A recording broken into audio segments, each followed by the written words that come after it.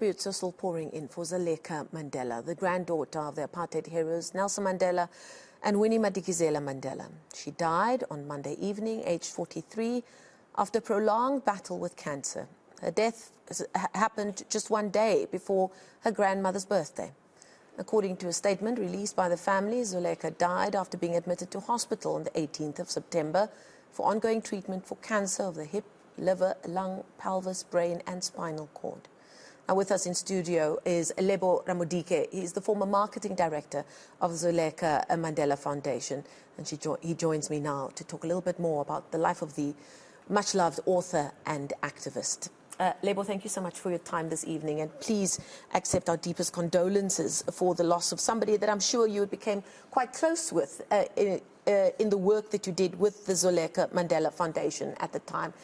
Talk to me about how you ended up doing this work in this foundation, and what was it like working with Zoleka right at the start? So, Masal, I read her book, and a lot of the chapters in the book, I then developed an interest in the content in the book. So I then sent them an expression of interest on how I can assist to realize what's in the book, so we can use it as a platform for public education and awareness in our marginalized communities. And what were those first meetings with her like? What do you remember that struck you about her when you first started working with her? She was down to earth. She was chilled. She was willing to think outside the box. But at the early stages, I dealt a lot with her then husband, Terry Bashela, and Zondo Mandela. We met quite late in the journey, but the little time that we had together, she was a very down-to-earth and chilled person. So much of her life was touched by heartbreak. Her own personal battles with cancer, obviously, right till the end. Many addictions to drugs and alcohol that she spoke about so openly, especially in that book, When Hope Whispers. And then, of course, the death of her two young children. So much heartbreak, and yet so much tenacity. That's like a golden thread throughout her life about how she was determined about making a difference. In your opinion, what drove that in her? She's a blueprint of what a typical South African is. We never give up. She was filled by purpose and hope. She was committed to building societies in which we will all live in peace and harmony. And she felt her life had to be a mirror of what is possible in South Africa. And what did she hope that the work of her foundation would achieve? To really inspire ordinary South Africans to never stop believing.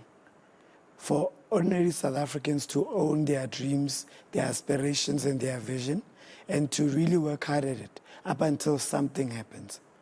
Talk to me about some of the work that you were able to do through the foundation. What were some of the highlights for you? So the highlight was in 2014, our inaugural Mandela Day.